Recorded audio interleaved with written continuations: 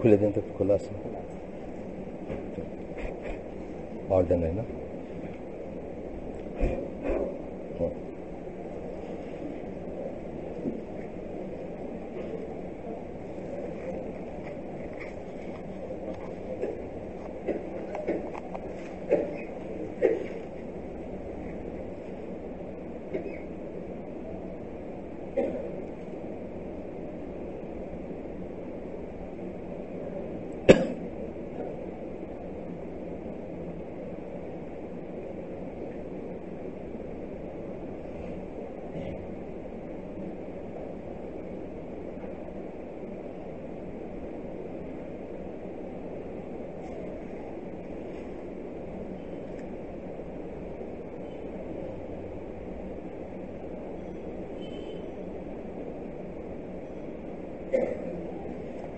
Jammer on নাকি?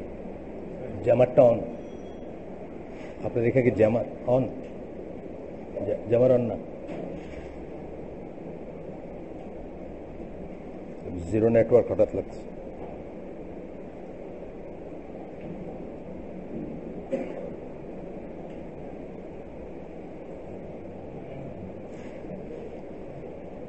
তোমার network আছে? এখন আছে না? এখনো নাই।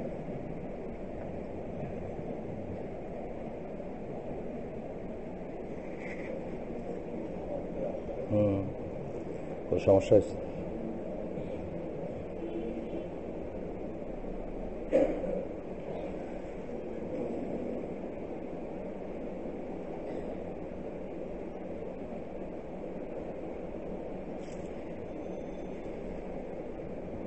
এক সেকেন্ড আপনি জাস্ট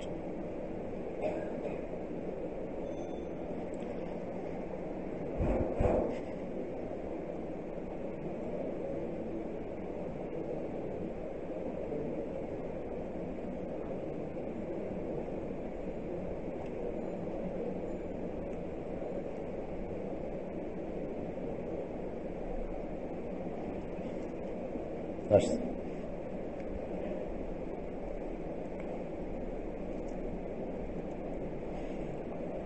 बिस्मिल्लाह इन्नल हम्दुलिल्लाह नहमदुहु व नस्तईनुहु व नस्तगफिरुह व नऊज़ु बिल्लाहि मिन शुरूरि अनफुसिना व मिन सय्यिआति अमालिना मन यहदिहिल्लाहु फला मुदिल्ल लहु व मन युद्लिल फला हादिय लहु व अशहदु अन ला इलाहा इल्लल्लाहु वहदहु ला शरीका लहु व अशहदु अन्ना मुहम्मदन अब्दुहु व रसूलुहु अम्मा बाद फ़इन्न खैरल कलामि कलामुल्लाह व खैरल हदी हदी मुहम्मदिन सल्लल्लाहु अलैहि वसल्लम व शर्रुल उमूरि मुहदसातुहा व कुल्लु मुहदसातिन बिदअह व कुल्लु बिदअतिन दलाला व कुल्लु दलालातिन फिन्नार। আসসালামু আলাইকুম ওয়া রাহমাতুল্লাহি ওয়া বারাকাতুহু। আমরা যে অ্যাপ্লাইড এই বইটা থেকে আমরা পড়তেছিলাম, বইটার নাম হচ্ছে ইসলামিক বিলিফস বা ইসলামী আকীদা। এখান থেকে আমরা পড়তেছিলাম যে আকীদা যখন শিখলাম আমরা, বা আকীদার ব্যাপারগুলো শেখার পরে সেগুলোকে বাস্তবে কিভাবে আমরা প্রয়োগ করব তার উপর কয়েকটা ছিল। আমরা প্রথম 60টার ভিতর 6টা পড়ছি, একটা আমরা ইচ্ছা করে বাদ দিয়ে গেছি, এটা অনেক বড় ছিল। আর আজকে 8 নাম্বারটা পড়বো আমরা ইনশাআল্লাহ। তো এটা হচ্ছে the obligation to obey Muslim leaders with regard to that which is right and proper। যে জিনিসগুলো ঠিক এবং যে জিনিসগুলা মানে শুদ্ধ, সেই জিনিসগুলোর ব্যাপারে মুসলিম লিডারকে মানতে হবে এমন একটা অব্লিগেশন সকল মুসলিমের উপর থাকে, সেটা নিয়ে আমরা পড়ব। এই জিনিসটা আজকে জাস্ট কাকতালীয়ভাবে আমাদের ওই মজলিসে আপনার আইসিডিতে আজকে যে সাবজেক্টটা ছিল, এই ধরনের একটা সাবজেক্ট ছিল যে টেরোরিজম নিয়ে ছিল, এবং এখনকার যে ট্রেন্ডগুলা বা খারেজি ট্রেন্ড যেটা, সেটা নিয়ে কথা ছিল। তো সেখানে বলতেছেন ওনারা যে রাসূল সাল্লাল্লাহু আলাইহি ওয়াসাল্লামের সময় মুসলিমদেরকে 4টা ক্যাটাগরিতে ভাগ করা হতো। একটা রাসূল সাল্লাল্লাহু আলাইহি ওয়াসাল্লাম বা তার পরপর, ওনার মৃত্যুর পরপর সময়টাতে, একটা হচ্ছে সেই সব মুসলিম যারা জাকাত দেয় এবং জাকাত দেওয়া সহকারে মুসলিম আর কি, মানে মুসলিম এবং জাকাত দেয়। এটা একটা কারণ আছে এই কথাটা বলার, ব্র্যাকেটে ছিল এই কথাটা। 2 নম্বর হচ্ছে যে সেই সমস্ত অমুসলিম যারা মুসলিম দেশে জিম্মি হিসাবে থাকে, অর্থাৎ একটা জাকাত দেয় না কিন্তু আরেকটা ট্যাক্স দেয়, জাকাত না দিয়ে তাদের মাইনরিটি হিসেবে তারা একটা ট্যাক্স দেয়। 3 নম্বর ছিল সেই সমস্ত মুসলিম জাতি অথবা সে সমস্ত মানচিত্রের দেশগুলা, যে দেশগুলোর সাথে মুসলিম জাতিসমূহের বা মুসলিম জাতির একটা ট্রিটি থাকে বা সন্ধি থাকে, এবং সেই সন্ধিটাকে তারা অনার করে, অর্থাৎ সেই দেশটা সেই সন্ধিটাকে অনার করে, মানে সেটার শর্তগুলো পূরণ করে। এটি ছিল একটা। এর ভিতর ইথিওপিয়া এবং ইসের কথা বলছেন, চায়নার কথা বলছেন এখানে, যে তখন সাহাবীদের সময় বা প্রথম দিকের খেলাফত বা খলিফাদের সময় চায়নার সাথে ইথিওপিয়ার সাথে এরকম একটা আন্ডারস্ট্যান্ডিং ছিল। চায়নাতে তারা এবং ইথিওপিয়াতেও মুসলিমদেরকে তারা করতে দিত, ধর্মপ্রচার করতে দিত, এবং একটা ট্রিটি ছিল, এরকমের চুক্তি ছিল এক ধরনের। আর 4 নম্বর ক্যাটাগরিতে করছেন যে সেই সমস্ত মুসলিম দেশ, সেই সমস্ত অমুসলিম দেশ যাদের সাথে মুসলিম জাতিগুলো বা মুসলিম দেশ, কোনো দেশ যুদ্ধ অবস্থায় আছে, অথবা তারা ওই মুসলিম দেশকে অ্যাটাক করার জন্য প্রিপারেশন নিচ্ছে। যুদ্ধ অবস্থা না থাকলেও এটা হইতে পারে। অনেক সময় দেখা যায়, যেমন তাবুকের যুদ্ধটা যেটা ছিল, আপনারা জানেন যে তাবুকে আসলে যুদ্ধ হয় নাই। তাবুকের জন্য রাসূলুল্লাহ সাল্লাল্লাহু আলাইহি ওয়াসাল্লাম সৈন্যবাহিনী নিয়ে গেছিলেন, কিন্তু যুদ্ধ হয় নাই, কিন্তু এটা শোডাউন ছিল। এটা এই শোডাউন ছিল যে আমরা রেডি টু ফেস ইউ, বা আমরা দরকার পড়লে তোমাদের সাথে যুদ্ধ করব, বা জানান দিলে যে আমরা মানে ভয় নাই বা নাই, এই ধরনের একটা ব্যাপার। প্রিএমটিভ বলতে পারেন, যে একটা অ্যাটাক হয়তো তারা করেই বসতো, সেটাকে একটু ডিলে করার জন্য বা সেটা বোঝানোর জন্য। এই 4টা শ্রেণীতে বিভক্ত করা হয়তো পৃথিবীর জনসংখ্যাকে। তারপরে ওই লেখক বলতেছেন যে তারপরে আসছে আরো 2টা। একটা হচ্ছে জাকাত না দেওয়া মুসলিমরা, অর্থাৎ আবু বকর রাদিয়াল্লাহু আনহুর মৃত্যুর পরে যারা জাকাত দিতে অস্বীকার করলো তাদেরকে বলতেছেন। আরেকটা হচ্ছে যারা খলিফার এগেনস্টে বা শাসকের এগেনস্টে বিদ্রোহ করে অথবা অস্ত্র ধরে, যেটা ওসমান রাদিয়াল্লাহু আনহুর মৃত্যুর সময় থেকে নিয়ে শুরু হলো। তো উনি বলতেছেন যে কাদেরকে অ্যাটাক করা, মানে প্রথম শ্রেণীর মুসলিমকে আক্রমণ করা যাবে না, প্রথম শ্রেণীর কে আক্রমণ করা যাবে না, প্রথম শ্রেণীর মানে খ্রিস্টান হোক ইহুদি হোক যারা জিম্মি একটা মুসলিম স্টেটে, তাদেরকে করা যাবে না, অ্যাটাক করা যাবে না। তাদের সেফটি সিকিউরিটি মুসলিম শাসক সেটাকে করবেন, এনশিওর করবেন। এবং সেটা বাই এক্সটেনশন অনেক সময় আমরা বুঝি না যে সেটার সাথে সাথে যেটা আসে সেটা হচ্ছে যে আপনার দেশে, একটা মুসলিম দেশে যখন কোনো একজন খ্রিস্টান বা ইহুদি বা বিধর্মী যে কেউ একটা ভিসা নিল, ভিসা নেওয়ার কথাটা মানে কিন্তু আপনি তাকে প্রোটেকশন দিলেন, এবং সে যখন এই দেশে ঢুকলো তার জান মাল এবং তার সেফটি সিকিউরিটি কিন্তু মুসলিম গভর্নমেন্টের দায়িত্ব কর্তব্যের ভিতর চলে আসে।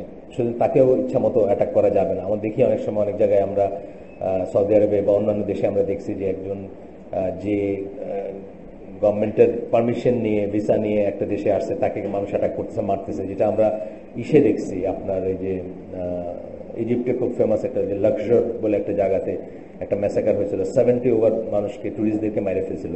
ইট ইজ ট্রু যে আমরা হয়তো ট্যুরিজম পছন্দ করি না, একটা মুসলিম সমাজের জন্য ট্যুরিজমটা সঠিক নাও হইতে পারে, কিন্তু যখন সে মুসলিম গভর্নমেন্ট তাদেরকে দিচ্ছে তখন তারা কিন্তু একটা প্রোটেকশনের আওতায় আসে। আপনি তখন গভর্নমেন্টের কাছে জিনিসটা প্লেস করবেন, গভর্নমেন্টের কাছে বলবেন যে এই কারণে আমরা মনে করি যে এটা ঠিক না, বা অন্যান্য যেসব প্রসিডিউর আছে, কিন্তু তাদেরকে অ্যাটাক করা বা তাদেরকে হত্যা করা যাবে না। আচ্ছা, আর 4 নম্বর ক্যাটাগরি হচ্ছে যেটা বললাম যে যারা যেসব মুসলিম নেশনগুলা রেডি হচ্ছে এই করার জন্য, মানে আপনাকে অ্যাটাক করার জন্য। এখানে পজ নিয়ে উনি বলছেন যে জিহাদ 2 ধরনের হয়, ডিফেন্সিভ জিহাদ, অফেন্সিভ জিহাদ। ডিফেন্সিভ জিহাদ মানে আপনার ঘর, আপনার দেশ, আপনার গ্রাম, আপনার ইউনিয়ন অ্যাটাক হয়েছে, এখানে আর কোনো ফতোয়া ফিকের কোনো ব্যাপার নেই, আপনাকে দাঁড়াইতে হবে। এটা এমনিও মানে কোন বিধর্মী না হোক, ডাকাইতে অ্যাটাক করছে আপনার বাসা, তবু আপনার উপর এটা ওয়াজিব হয়ে যায় যে আপনি আপনার সম্পদ, আপনার ইজ্জত সম্ভ্রম, আপনার ঘর, আপনার বাড়িকে রক্ষা করবেন। এর কারো পারমিশনের কোনো দরকার নেই, কোনো ফিকের কোনো ব্যাপার নেই আর কি, ডিফেন্সিভ যে ব্যাপারটা। আর অফেন্সিভ যেটা, কখনো কখনো মুসলিম রাষ্ট্রের জন্য অফেন্সিভ জিহাদটা প্রিএমটিভ হতে পারে। প্রিএমটিভ বলতে ওই যেটা বললাম তাবুকের যুদ্ধে, অথবা এখনো আপনি দেখতেছেন যে আপনার বাউন্ডারিতে বা আপনার বর্ডারে একটা অমুসলিম দেশ রেডি হচ্ছে টু অ্যাটাক ইউ, আপনি জানেন তাদের হিসাবপত্র আপনার কাছে আসতেছে, তখন আপনার যদি সেই ক্ষমতা থাকে আপনার প্রিএমটিভ অ্যাটাক করতে পারেন, যাতে তারা আপনাকে অ্যাটাক করার আগে আপনি সেটা থেকে বন্ধ করে দিলেন ওইখানে। এই কয়টা জিনিস আর কি। এবং তারপরে বললেন যে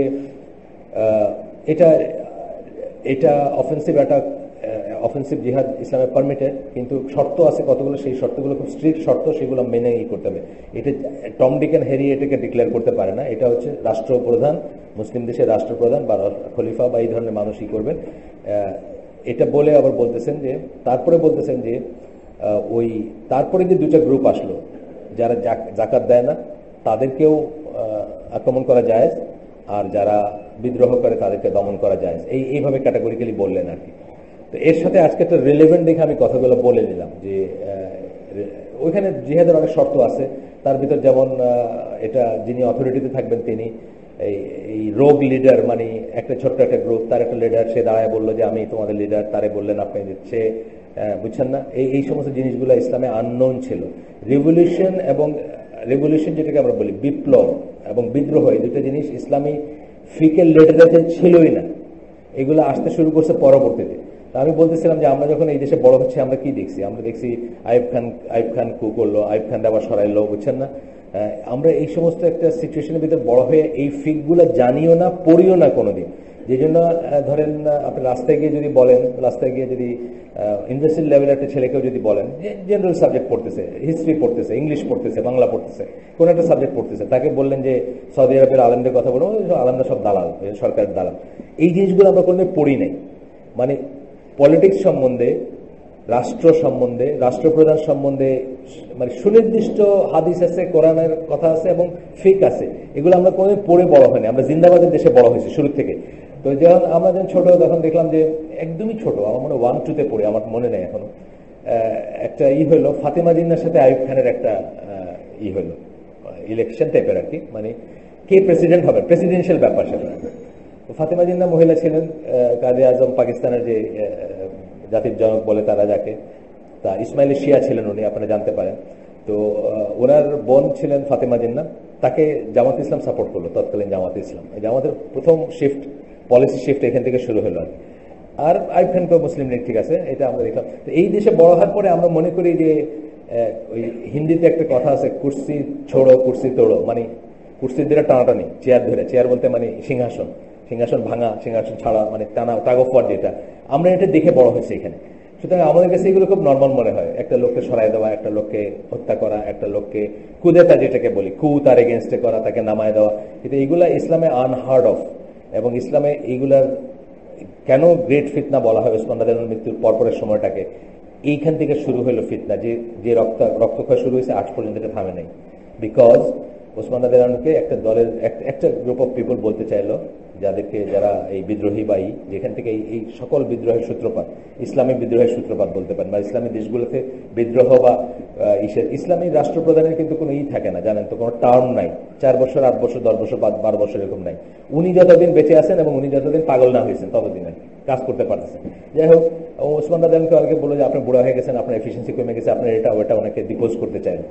উনি এটাকে, আপনি জানেন ওনার লাইফ খুব ডাউন টু আর্থ ছিল, যারা ওনার লাইফ সম্বন্ধে পড়ছেন আপনারা জানেন, সবকিছু নিয়ে আল্লাহ রাস্তায় করছেন। ওনার জীবন খুব সিম্পল ছিল, ওনার টাকা পয়সা, ঐশ্বর্য, প্রাসাদের কোনো দরকার ছিল না। উনি চিন্তা করলেন যে খেলাফতটা হচ্ছে আল্লাহর তরফ থেকে তার উপর দেওয়া একটা রেসপন্সিবিলিটি, উনি কি করে এটাকে ছাড়েন, এটাকে কি করে ছাড়বেন, মানে গার্মেন্টস হিসাবে দিয়েছিলেন, মানে একটা বর্ণনায় আসছে আর কি, যে ওনাকে একটা দায়িত্ব দিয়েছেন আল্লাহ রসুল, ওটা উনি কিভাবে ছাড়েন, এবং এটাই কারেক্ট লাইন এবং এটাই সবসময়কার লাইন। কিন্তু ওই যে শুরু হইলো, তাকে হত্যা করা হলো, তাকে ডিপোজ করা হলো, তারপরে অনওয়ার্ড অনেক রক্তক্ষয় হয়েছে ইসলাম ইতিহাসে, মুসলিমের ইতিহাসে। কিন্তু সে সমস্ত ইতিহাসবিদ যারা বলেন যে অলমোস্ট জিরো প্রাপ্তি সেখান থেকে, এই ধরনের যত হয়েছে সবসময় দেখা গেছে যে পরবর্তীতে আগেরটা চেয়ে খারাপ হয়েছে। এবং যেই জন্য ইসলামের যারা বড় আলেম ছিলেন তারা এখনো এইগুলো জানলে আমরা সৌদি আরবের আলেমদের দালাল বলতে পারতাম না, বুঝছেন না। সৌদি আরবের দালাল বলার কারণ কি, এই সৌদি আরবের বাদশা এসব করে, ওইখানে গিয়ে ফুর্তি করে, ওনারা না করে এইসবই তো। কিন্তু ওনারা দেখেন কি, মানে আমরা মাসলাহাত যেটাকে বলি, ওনারা দেখেন যে বেনিফিটের টার্মসে দেখেন যে আমি এটা করে কি লাভ করতে পারবো। আমি বললাম যে সৌদি বাদশা তুই লুচ্চা, এটা বলে কি লাভ আছে নাকি ক্ষতি আছে। ওনারা দেখেন যে ইসলামের জন্য কোনটা লাভ, ইসলামের প্রচারের জন্য কোনটা লাভ, ধর্ম প্রচারের জন্য কোনটা লাভ, ইসলামের মানে ধরেন এই যে আমাদের সময়কার যে বাদশাগুলো গেল একটার পর একটা, সবচেয়ে অপছন্দ করতাম আমি যারে, কিং ফাহাদ, যে তার মৃত্যুর পরে বুঝলাম যে তার সময় মানে বিগেস্ট দাওয়াতি কাজ হয়েছে। তার একটা কারণ ছিল যে সামহাউ সে আলেমদেরকে প্যাট্রোনাইজ করতো, এবং আলেমরা কিছু বললে সেটাকে, আলেমরা তার ব্যাপারে অনেক কিছু ইন্টারফেয়ার করেন নাই, কিন্তু তাকে কিছু বললে, বিশেষ করে এই শিক্ষা দীক্ষা, দাওয়া, কোরআন বিতরণ, এই মার্কে কিছু বললে সে না করতো। সেটা ডোসাইল টাইপের ছিল, একটু নিরীহ, এই সেন্সে নিরীহ টাইপের ছিল, মানে আলেমদেরকে খুব একটা ডিকটেট করতো না সে। তো যাই হোক, কথা হচ্ছে যে এই জিনিসগুলো জানি না দেখে আমরা আমাদের দেশে কিন্তু আমরা যেমন ধরেন ধরেন এক্সাম্পল হচ্ছে যে আমরা যখন বড় হচ্ছে ঢাকা কলেজে, আজকে বলছি ওইখানে আমি ঢাকা কলেজে আমরা প্রথম জাসদপন্থী ছাত্রলীগের উদ্ভব ঘটলো, মানে একটা ছাত্রলীগ দুই ভাগ হলো। ঢাকা কলেজে প্রথম ইটা ছিল ঢাকা কলেজ, যারা তখন একটু এইজ আছে হয়তো মনে থাকতে পারে যে ঢাকা কলেজে প্রথম সংসদটা হলো জাসদপন্থী ছাত্রলীগের। নর্মাল ছাত্রলীগ থেকে বাইর হয়ে গিয়া বা মুজিববাদী ছাত্রলীগ থেকে বাইর হয়ে গিয়ে তারা হলো প্রথম এই করলো। আমরা কি জোসে যে মানে কত সাহস তাদের, এইরকম একটা সময় তারা ইন্ডিয়ার এগেনস্টে কথা বলে, আওয়ামী লীগের এগেনস্টে কথা বলে। At the end off day কি রেজাল্ট কি হয়েছে? সব কটা এখন খায়া দেয়া কামাই টামাই করে বিশাল বপু বলছেন না, চেহারা নড়তে পারে না এরকম করে। তো এইসব বিপ্লব টিপ্লব থেকে কিছু আসবে না, বিকজ এইগুলো বিপ্লবের সাথে ইসলামের কোনো সম্পর্ক না। এইগুলোর পয়গম্বর হচ্ছে কার্ল মার্কস, কারো পয়গম্বর কার্ল মার্কস, কারো লেনিন, কারো মাও সেতুং। এগুলো দিয়ে আমাদের কিছু হবে না, হওয়ার কিছু না, এটা আমাদের বোঝা উচিত। আমরা পড়াশোনা করিনি দেখে কিন্তু আমরা এগুলোর পিছনে ছুটছি। আর নজবিল্লা আমি নিজে ছুটছি, আমার মনে হচ্ছে বাহ কি সুন্দর বক্তৃতা কতই। পরে আমি একবার জার্মানিতে গেলাম, আজকে বলতেছিলাম গল্পটা, জার্মানিতে গেলাম, শুনলাম যে কিছুদিন আগে ওইখানে খুব মিছিল টিছিল করছে বাংলাদেশিরা। এই জার্মানরা খুব ভয় পেয়ে গেছে, কারণ কত মিছিল টিছিল দেখতে, অমুকের চামড়া তুলে নিবো আমরা, এই মার্কা মিছিল করছে আর কি। কি ব্যাপার যে জাসদের যারা পলিটিক্যাল অ্যাসাইলামে জার্মানিতে গেছিল, অনেক গেছিল তখন, এই পরবর্তী গভর্নমেন্টগুলো তাদেরকে কাউকে অ্যারেস্ট করছে, সঙ্গত কারণে ছিল, কাউকে অ্যারেস্ট করছে, কাউকে জেলে দিছে, কাউকে মারছে বা হোয়াটএভার, ক্রস ফায়ার তখনও ছিল, অন্য নামে ছিল আর কি। তো এগুলো করার পরে অনেক মানুষ পলিটিক্যাল অ্যাসাইলামে সুইডেন, জার্মানি এসবে গেছে। জার্মানিতে যারা গেছে, হঠাৎ করে জাসদের এক লিডার জার্মানিতে গেছেন ওষুধ মানে ট্রিটমেন্ট করাইতে গিয়ে উনি বললেন যে জাসদের যেটা কি বলে সনদপত্র, এটা নবায়ন করতে হবে এবং প্রত্যেককে বোধহয় 22 মার্ক না কত করে দিতে হবে নবায়ন করতে গিয়ে। বোঝা গেল যে আসলে উনি একটা ফান্ড কালেক্ট করতে চাইতেছেন, এই জন্য ওনারা গেছে রাস্তায়, জার্মানির রাস্তায় মিছিল হয়েছে। এখন তো আমরা দেখি যে আসলে হালুয়া রুটি ছাড়া কোনো ব্যাপার নাই, মানে এগুলো হলো সবকিছুর পিছনে হালুয়া রুটি। এই জাসদ বা ইসের পরবর্তীতে এরশাদের সময় তারা ফুল মিনিস্টার হয়েছেন না, এই যারা লক্ষ লক্ষ হাজার হাজার মানুষকে রাস্তায় নামাইছেন, যারা তাদেরকে দিয়ে ইন্ডিয়ান এম্বাসি ঘেরাও করেছেন, তারা আরামে আছেন, মোটা হয়ে মানে ফাইটটা করতেছেন বলতে গেলে। আমার একটা ফ্রেন্ড আছে, তার জীবনের 1 বছর চলে গেছে, ওইখানে গেছিল মিছিলে, 1 বছর আন্দার করে দিছে, তার ঢাকা ইউনিভার্সিটিতে পড়তে হবে ফিজিক্সে, 1 বছর তার জীবনের নষ্ট। ফুড সোলজাররা মারা গেছে, ফুড সোলজাররা জীবন নষ্ট হয়েছে, কিন্তু তারা ভালোই আছে। তো এইগুলোর সাথে ইসলামের আসলে কোনো সম্পর্ক নাই, এগুলো আমরা জানি না দেখে আমরা এগুলো পিছনে নাচানাচি করি। বা অনেক সময় আমাদের দেশে এত ইসলামী দল দেখবেন, মানে আমার ভাই লিস্ট করছিলেন, লিস্ট করে আমাকে বলছেন গ্রুপে দিতে, আমি দেই নেই, কারণ ফিতনা শুরু হবে আর উল্টা। কিন্তু এই এত দলগুলো অ্যাকচুয়ালি কি চাচ্ছে? যা চাচ্ছে এটা কি ইসলামে বৈধ কিনা, এইভাবে দল করা বৈধ কিনা, এই ফিকগুলোকে পড়ে দেখে না, কেউ যায় না, জেনারেল মানুষও যায় না, আলেমরাও যান না, যারা এগুলো দল করেন তারাও যান না। সুতরাং মানে আমরা অনেক সময় আক্ষেপ করি, এটা কেন হচ্ছে, ওইটা কেন হচ্ছে, এরকম কেন হয় না, এরকম কেন হবে না। বুঝতে হবে যে এরকম হবার নয়, তাই হবে না, আল্লাহর কাছ থেকে এইসবের জন্য কোনো নুসরা আসবে না। আপনাদের দেখতে হবে যে যখন মানে তাইনা হেচড়ায় একজনকে প্রাসাদে নিয়ে গেছে এই উম্মার শ্রেষ্ঠ আলেমদের একজনকে, তথাপি উনি কিন্তু ওই লোকের এগেন্সে বিদ্রোহ করেন নাই, বলেন নাই যে চলো এই লোকের আমরা কুর্সি ছোড়ো, কুর্সি তোড়ো, এই ব্যাটারে আমরা সিংহাসন থেকে খেদাই, তা বলেন নাই।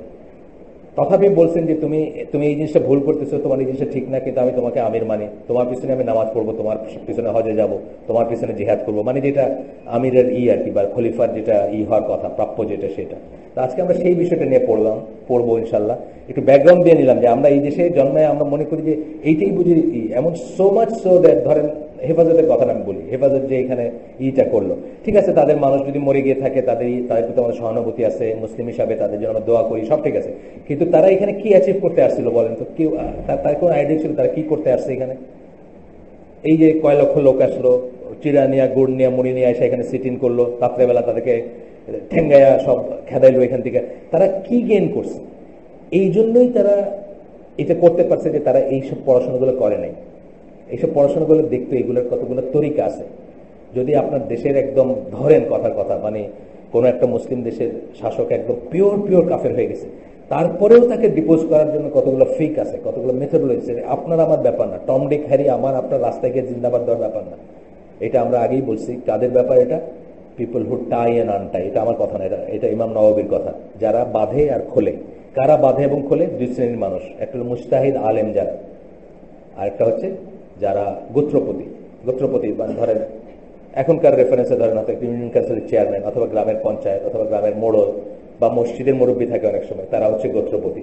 তারা ডিসাইড করবে যদি এরকম একটা সিচুয়েশন আসে যে এই দেশের শাসক বা কোনো একটা দেশের শাসক কাফের হয়ে গেছে, তারা ডিসাইড করবে how to move about it, বা কি করবে না করবে তারা অর্গানাইজ করবে। আপনার আমার কোনো কনসার্নই না। আজকাল দেখা যায় অনেক সময় যে এখন চলতেছে আইএস ফিতনা, একটা লেটেস্ট চলতেছে আর কি, আপনি দেখবেন দুই সাইডেই বলতে আপনার খারাপ লাগবে, পক্ষে বলতে খারাপ লাগবে, পক্ষে বলা যায় না, কারণ যে দাওয়াত দিতেছে এতে দুনিয়া কেউ কোনোদিন মুসলমান হবে না। আইএস এর যে দাওয়াতের মেথোডোলজি চলতেছে, মানে যা খবর আসে তাদের সম্বন্ধে, কেউ মুসলমান হতে যাবে কোনোদিন হতে যাবে না। আপনি এটা, আমি যদি অমুসলিম হইতাম আর এটা যে দেখতাম যে এরকম কল্লা কাটতেছে আর বুঝছেন না এনমাস মারতেছে, আমি কোনোদিন মুসলিম হইতে চাইতাম না। আপনারা ইতিহাস পড়েন যে ওমর রাদিয়াল্লাহু আনহু বা তার পরের সময়টা যে সময় মুসলিমদের সবচেয়ে বেশি দৌরাত্ম্য ছিল, সবচেয়ে বেশি শক্তি ছিল, সেই সময়কার ইতিহাস পড়েন, আপনারা দেখবেন যে তাদের ব্যবহার, তাদের আচার, তাদের ম্যানার, তাদের যুদ্ধের নিয়ম মানা, কমব্যাটের যে রুলস অফ কমব্যাট যেটা, সেটা দেখে বহু কাফের এই পাশে এসে মুসলমান হয়ে গেছে। এবং এটা নিয়ে যারা লিখছেন, যেমন মার্শাল জি হডসন, আমি আপনাদের আগে ওই মজলিসে যারা আছেন তাদেরকে বলছি, ভেঞ্চার্স অফ ইসলাম একটা বই আছে, 3 খণ্ডে আছে, ওইটাতে লিখছেন, ওখানে বলছেন যে তখন যারা এই যে সবচেয়ে বেশি এক্সপানশনের যে যুগ ছিল, তখন যারা যে সোলজাররা এইসব যুদ্ধগুলো জয় করছেন, তারা মাথা নিচু করে একটা শহরে ঢুকছেন আল্লাহ রসুলের মানে এক্সাম্পল অনুযায়ী মক্কা বিজয়ের সময় যেভাবে, তারা মনে করতেন তারা আল্লাহর চোখের সামনে আছেন, তারা একটা রেপ বা একটা প্লান্ডারিং করতেন না কখনো। এবং তাদেরকে দেখে, তাদের বিহেভিয়ার দেখে খ্রিস্টিয়ান এসে থেকে এই পাশে চলে আসছে মানুষ। অথচ আজকে আমরা কি দাওয়াত দিতেছি, মানে একটা দেশ জয় করছেন কিন্তু মানুষ মুগ্ধ হয়ে তারা মুসলিম হয়েছে। আর আজকে আমরা দেশ জয় করি নাই, জাস্ট এখানে যুদ্ধ করতেছি, কল্লা কাইটা মানুষ মাইরা এমন দাওয়াত দিতেছি যে মুসলিমরাই বলবে যে আমরা শরিয়া চাই না। দেয়ার আর মেনি মুসলিম যারা কিন্তু এইসব দেখে বলতেছে যে না, এই ইসলামিক আইন আমরা চাই না, এই শরিয়া আমরা চাই না। অথচ আমাদের হিস্ট্রি কি তাই বলে? আমাদের হিস্ট্রি থেকে এইসব ছিল, পড়ে দেখেন, একটু পড়লেই দেখবেন। তো যাই হোক, আইএস ফিতনার কথা যেটা বলতে চাইছিলাম যে এই আমরা আবার ওইখানেও আমাদের পড়াশোনা কম, আমরা যারা আমাদের ইয়াং যারা, তারা মনে করতেছে যে একটা কিছু করা দরকার, সময় বয়ে যাচ্ছে, জীবন বয়ে যাচ্ছে, সেখানে খাইতেছি ঘুমাইতেছি, বুঝছেন না? কিন্তু আসলে তো এটা আমাদের ব্যাপারই না। ওই যে বললাম পিপল হু টাই এন্ড আনটাই, যারা বাঁধে এবং খোলে, তারা কারা? তারা বললাম মুস্তাহিদ আলেম এবং গোত্রপতি যারা। এখন আজকে ধরেন, আগেও বলছি এখানে যে আজকে ওই গোলাপশাহ মাজারের এখানে এক লোক কালো একটা ফ্ল্যাগ হাতে নিয়ে বললাম আমি মুসলিম উম্মার খলিফা, আপনি কি করবেন? বায়াত নেবেন গিয়ে না? আপনার আমার ব্যাপার না এটা। এটা হলো এই দেশে যাদেরকে আমরা মুস্তাহিদ আলেম মনে করি, তারা যদি বলেন হ্যাঁ এই লোকটা খলিফা, সবাইকে তার আনুগত্য করেন, আমরা করবো। তারা যতক্ষণ না বলছে এটা আমাদের, এটা মাথা ঘামানোর দরকার নেই। আমাদেরকে খোঁজ করার দরকার নেই যে কোন রোড দিয়ে ইস্তাম্বুল হয়ে আমরা সিরিয়া যাব, এটা আমাদের ব্যাপার না, বুঝছেন না ব্যাপারটা? এটা হলো মুস্তাহিদ আলেমদের ব্যাপার। আজ পর্যন্ত আমার জানার মতে কোনো, যাদেরকে আমরা আলেম মানি আমাদের দেশেও অথবা ওইখানে, কেউ বলেন না যে আপনারা গিয়া বগদাদের করেন, আনুগত্য করেন, তার হাতে বায়াত নেন, আজ পর্যন্ত কেউ বলেন নাই। তো আমাদের এটা ব্যাপার না, আমাদের এটা হেডেক না। আমরা এই জিনিসগুলো পড়ি না, জানি না দেখে আমরা উত্তেজিত হই। ইয়াং যারা কম বয়স, ঠিক আছে, তাদের এক্সট্রা এনার্জি থাকবে, আল্লাহ তাদেরকে এইভাবেই বানাইছে, তাদের দিয়ে পৃথিবীর সব বড় পরিবর্তনগুলো হয়েছে। কিন্তু এই জিনিসটা যদি যখন ভুল পথে যাবে তখন কি হবে? একটা নদী, আমি আজকে বলতেছি আমাকে, একটা নদীর কি সেটা সহজভাবে ফ্লো করে এটা সমুদ্রে গিয়ে শেষ হবে। ভুল পথে গেলে কি, একটা পাহাড়ের ভ্যালিতে আটকে গেছে, দেখলেন একটা জলাশয় হবে, ওটা নদী আর থাকবে না। জলাশয় হয়ে কি শ্যাওলা হবে, গন্ধ হবে, পচা পানি হবে ওখান থেকে, বুঝছেন না? তো ইয়ুথ যাদের বলি, ইয়াং যারা, তাদের এনার্জিটাকে প্রপার পথে পরিচালিত করাটা তাদের যেমন দায়িত্ব, তাদের যারা আলেম, তাদের যারা মুরব্বী, তাদের এরকম দায়িত্ব। কিন্তু এক শ্রেণীর সুডো আলেম আমাদের দেশে তাদেরকে বিপদগামী করতেছে। আমাদের এই সব সাইফুল্লাহ ভাই, মঞ্জুর ভাই, জাকারিয়া ভাই, এনাদের পেছনে নামাজ হবে না এই ধরনের ফতোয়া দিয়েছে আসলে, সেসব থাকবো না, খুব বদ্ধ করে মার্কা আলেমরা দিচ্ছে নাকি এগুলো। তো এদের পিছনে নাকি কারো পিছনে নামাজ যাবে না, মিনিং ওয়াট? আপনি কি বলতেছেন? আপনি আসলে বলতেছেন যে উনি মুসলিমই না, তাই না?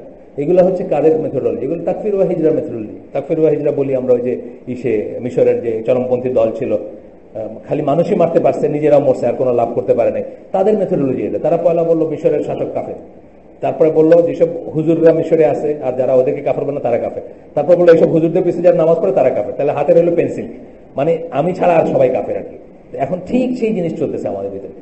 নাউজুবিল্লাহ, আল্লাহ আমাদেরকে তৌফিক দেন, আমরা একটু পড়াশোনা করি, আমরা একটু জানি আমাদের সাহাবীরা কি করছেন, আমাদের খলিফারা কি করছেন, তাদের মেথোডোলজি কি ছিল, তারা কিভাবে পলিটিক্সকে দেখছেন।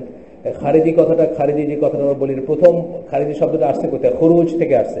খরুজ মানে কি? কিসের খরুজ? শাসকের আনুগত্য থেকে বাইরে হয়ে যাওয়া, মুসলিম শাসকের আনুগত্য থেকে বাইরে হয়ে যাওয়া অত্যন্ত গর্হিত একটা ব্যাপার। এগুলো আমরা পড়ি না পড়ে আমরা বলি সৌদি আরব আলাদা সব দালাল হয়ে গেছে, বুঝছেন না? তারা এইসব মেথোডোলজিগুলো জানেন, এগুলো পড়ছেন, এই জন্য তারা একটা স্টেপ নেন, সবসময় মাসলাহাতের চিন্তা করেন। কোনটাতে লাভ আছে, কোনটাতে কি লাভ করতে পারছে, ধরেন হেফাজত অথবা অন্য যারা জেএমবি কি লাভ করতে পারছে, কত বছর পিছায় দিয়ে গেছে এই দেশের ইসলামী শিক্ষা দীক্ষাকে। আজকে আপনি আমি রাস্তায় বাড়লে বাই ভার্চু অফ আওয়ার টুপিয়ান দাঁড়িয়ে আমরা আসামি, আমরা সবাই জঙ্গি। আমি যদি জীবনে জঙ্গি শব্দ যদি মানে লিখতেও না পারি, আমার জঙ্গি, যে কারো বললে সেও বিশ্বাস করবে। আপনার নিয়ে একটা সাজায় গুজায় বিস্ফোরক আইন, এটা আইন, ওটা আইন দিয়ে একটা ঢুকাই দিল, বাস দাড়ি টুপি এটাই এনা, আর কোনো সার্টিফিকেট দরকার নাই জঙ্গি হইতে। এই কাজটা করে গেছে কিন্তু এই যে এই প্রজ্ঞাহীন কাজগুলা আগে যারা করে গেছেন তারা।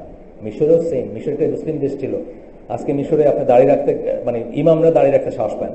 সৌদি আরবে পড়ায়, ইউনিভার্সিটিতে পড়ায় মিশরের টিচাররা, লম্বা দাঁড়িয়ে এত বড় সালাফি দাঁড়িয়ে যাওয়ার আগে ক্লিন শেপ করে যায় মিশরে, কারণ দাঁড়িয়ে রেখে যেতে সাহস করে। এই সিচুয়েশনটা হয়েছে কি, এই যে ভুল পদক্ষেপগুলো, এই যে বললাম লাক্সার, আপনি বললাম না লাক্সার মে সাকার, যেটা 76 বা এরকম কিছু না, লাক্সার এটা আগে, এটা করছিল গামাল ইসলামিয়া বলে একটা দল, ওই যে ইসের ওমর আব্দুর রহমানের দল, তার দল করছিল এটা, রেসপন্সিবিলিটি ক্লেম করছিল তারা, বা পরবর্তীতে বোধহয় তারা স্বীকারও করছে, বিদেশি ট্যুরিস্টদেরই করতে গিয়ে করছে। কিন্তু এগুলো করে কি করছে, প্রত্যেকটা দিনকে আগের দিনের চেয়ে কঠিন করছে ফর মুসলিমস টু লিভ। এই একই ধরনের ব্যাপার, এই ইয়াজিদের এগেন্সে যখন মদিনার একটা অংশের মানুষজন বিদ্রোহ করলেন, তখন আব্দুল্লাহ ইবনে ওমরের মতো বা মেইনস্ট্রিম সাহাবীরা গিয়ে ঘরে ঘরে গিয়ে তাদেরকে বুঝাইছেন যে দেখেন সে একটা বৈধ মুসলিম শাসক, মানে এমন কোনো ঘটনা ঘটে নাই যে তার এগেন্সে বিদ্রোহ করতে হবে, এটিতে কোনো লাভ আসবে না। সেইখানে মদিনাবাসীর 10,000 মারা গেছিলেন, যার ভিতর সাহাবী, অনেক সাহাবী ছিলেন বা তাবেঈ ছিলেন, কোনো লাভ হয় নাই, শেষ পর্যন্ত তার ব্যর্থতা স্বীকার করতে হয়েছে। হি প্রিভেইল, বুঝছেন না ব্যাপারটা?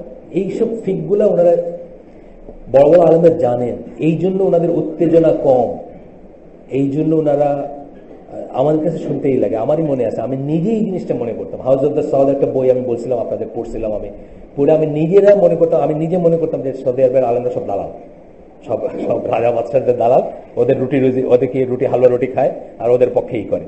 কিন্তু পরে আমি দেখছি যে তারা এই সব বইগুলো যখন পড়ছি বা ফিকগুলো যখন জানছি বা ডিটেল জানছি যে শাসকের আনুগত্য কত বড় একটা ব্যাপার ইসলামে, তখন আমি বুঝছি যে দে হ্যাড দেয়ার রিজনস, এবং they have their reasons still now, এখনো আছে তাদের, এখনো তারা ঠিকই জানেন কোনটা অন্যায় হচ্ছে, কোনটাই হয়তো প্রোটেস্টও করেন। কিন্তু আপনার আমার প্রোটেস্টের, তাদের প্রোটেস্টের ধারণা আলাদা, ধরনটা আলাদা। তাদের প্রোটেস্টের একটা প্রথম একটাই হচ্ছে যে শাসককে বেইজ্জত না করা, ইজ্জত শাসক বলে না, সাধারণ মানুষকে তারা বেইজ্জত করবেন না কখন। এই জন্য দেখবেন তারা নাম উচ্চারণ করতে খুব রেজিস্ট করেন, নাম উচ্চারণ করেন সাধারণ মানুষকে, তারা মানে কারো ইজ্জত হরণ করে কোনো নেই। ওনারা বলতে চান ইসলাহ হবে গোপনে, আর প্রকাশ্যে যদি আপনি বলেন এটা আপনি তাকে এক্সপোজ করলেন, অ্যাকচুয়ালি দুইটার ভিতর তফাৎ আছে।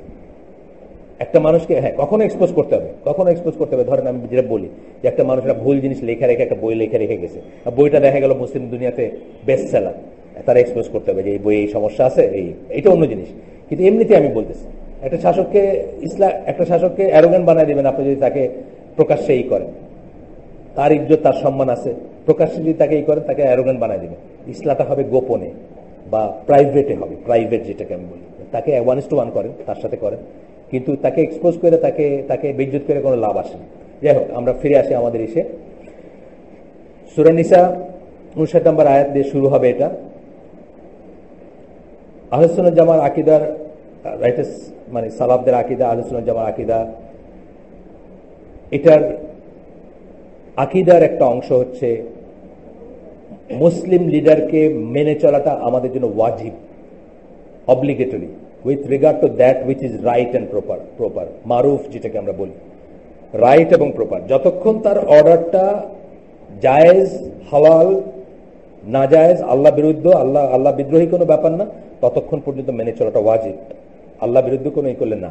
যেমন ধরেন হাবিব বরগুবা ছিল তিউনিসিয়ার প্রেসিডেন্ট, আপনাকে আগে বলছি কিনা মনে নেই, সে আপনার রমাদানের সময় তাদের ন্যাশনাল টিভিতে শরবতের গ্লাস নিয়ে বলতেছে দেশ গড়া হচ্ছে জিহাদ, জিহাদের সময় কোনো রোজা নাই, আমরা এখন দেশ গড়ার সংগ্রামে রত আছি জিহাদে, সুতরাং এখন আর রোজা রাখলে আমরা উইক হয়ে যাবো, আমরা দেশের জন্য কাজ করতে পারবো না। এই দেখেন আমি রোজা ভাঙলাম, আপনারা সবাই রোজা ভাঙা দেশের কাজ করে না।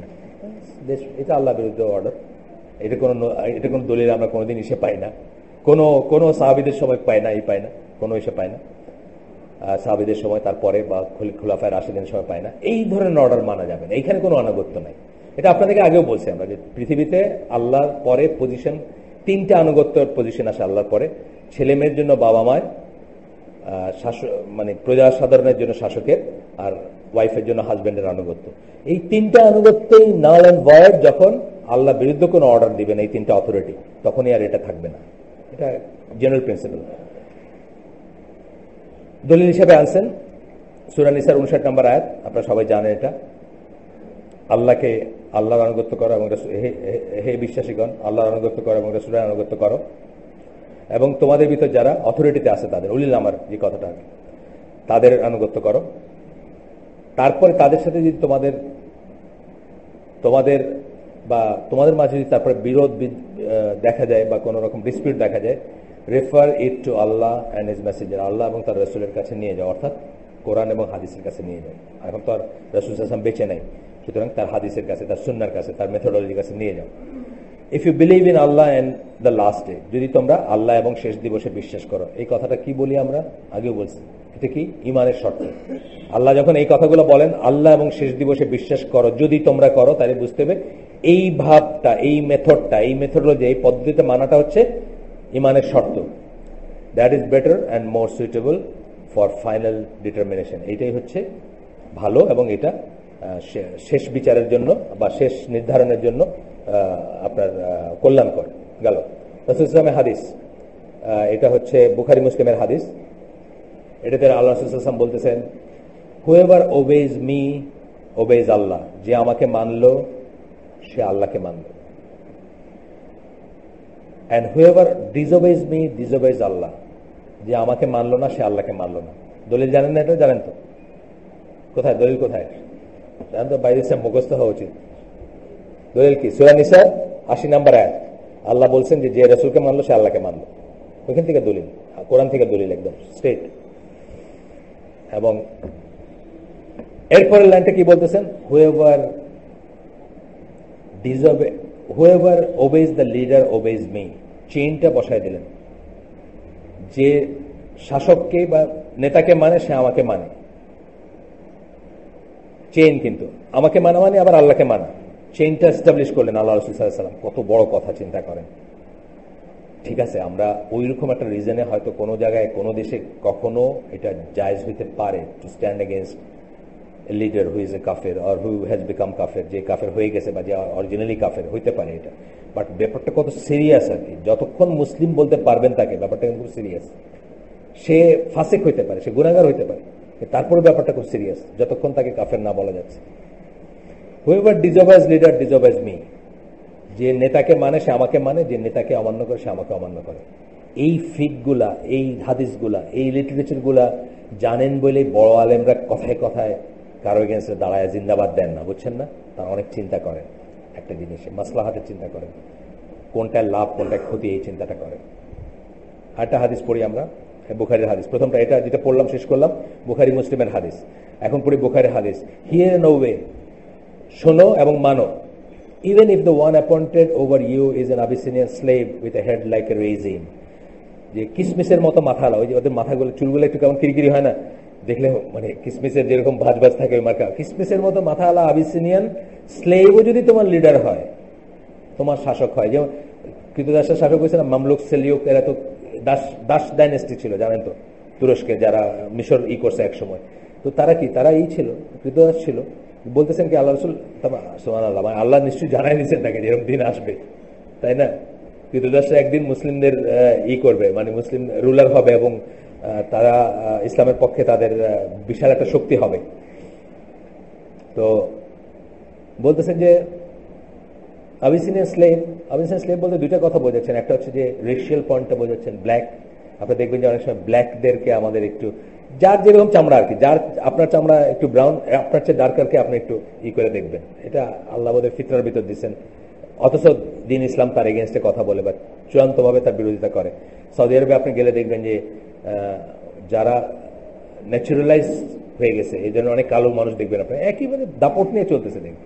হ্যাঁ, মসজিদ হারামের ভিতরে দেখবেন আলেমদের ওই যে কোঠাগুলো থাকে ওইখানে আমি দেখছি একেবারে মানে ডার্ক, পিচ ডার্ক আর কি, কিন্তু আপনার করতেছে কি বলে দাপট নেই, কোন রকম কোন কমপ্লেক্স নেই।